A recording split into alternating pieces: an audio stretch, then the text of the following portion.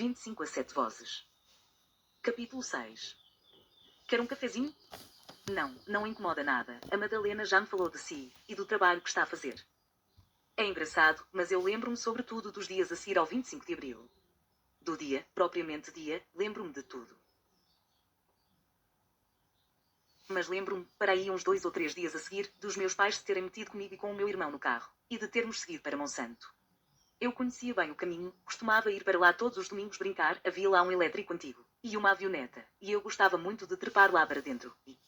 Desculpe, não era nada isto que eu queria contar. Íamos então para Monsanto, e eu perguntei ao meu pai se íamos brincar no parque, mas ele começou a rir e disse que não íamos para Monsanto mas sim para um lugar que se chamava Caxias. E o que é que a gente vai lá fazer? Perguntei.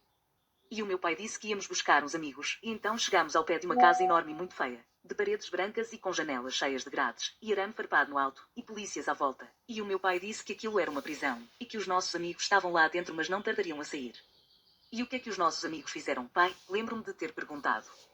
Mas o meu pai não me respondeu, só disse que os nossos amigos eram muito bons, e que gostavam muito de nós. E eu lembro-me de aquilo me ter feito muita confusão, nas prisões deviam estar os homens maus, pelo menos era o que eu via dizer e o que acontecia nas histórias.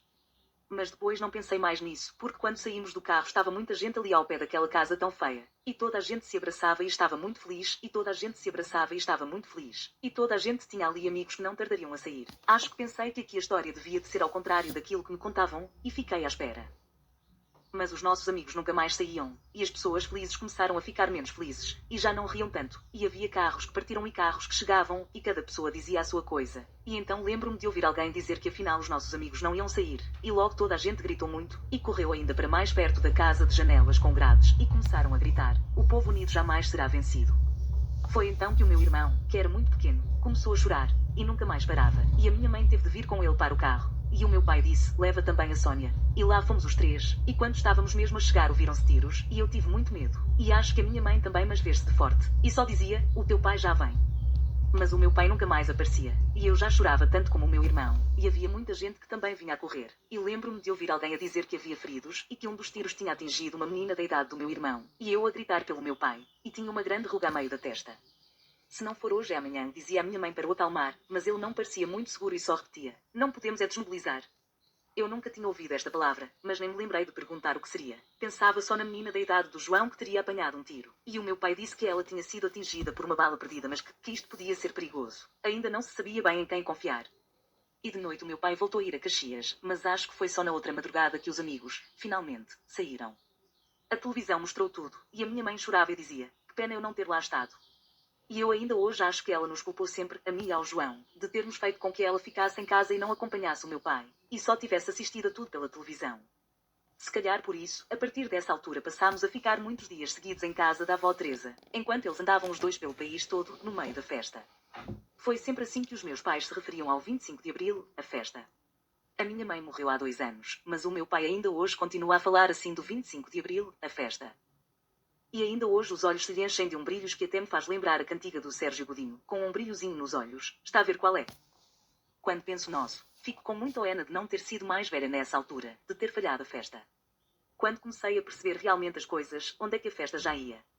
Por isso, se você precisa de referências mesmo concretas do 25 de Abril, o melhor é falar com o meu pai. Esse é que lhe conta tudo, com todos os pormenores.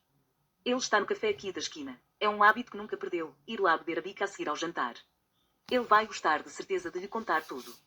O mais certo, se não lhe travar as recordações, é pôr-se para lá a cantar a grândola e tudo. Ele é que lhe pode contar as manifestações que se organizavam todos os dias, os partidos políticos que se faziam hoje e se desfaziam no dia seguinte, as paredes pintadas com slogans e a palavra ordem. O sol quando nasce é para todos, nem mais um soldado para as colónias, unidos venceremos. E a nossa sala transformada em ateliê de pintura. Disso é que eu me lembro bem, os panos estendidos no chão, e nós todos a pintar letras em cima deles. Ainda me lembro de dar uma ajuda, passaram-me para as mãos um grande pincel, e eu enchi a tinta vermelha às pernas de um enorme M, num pano onde se lia viva o MFA. Sujei a saia, a blusa, a cara, as mãos e o chão à minha volta. Lembro-me de ir com os meus pais a muitos comícios. Havia sempre muita gente, muitas bandeiras, muitos cartazes, muita música. Falavam todos muito alto e as pessoas cantavam, batiam palmas, gritavam slogans em coro, davam grandes abraços umas às outras, e eu pensava como era bom termos tantos amigos. Uma vez o meu irmão também foi, mas assustou-se com o barulho, e com toda a gente ao pé dele. O João foi sempre muito bicho de mato, mas o meu pai achava que, se me levava a mima, também devia de levá-lo a ele. E além disso a avó Teresa já andava estafada de ficar tantos dias a tratar de nós.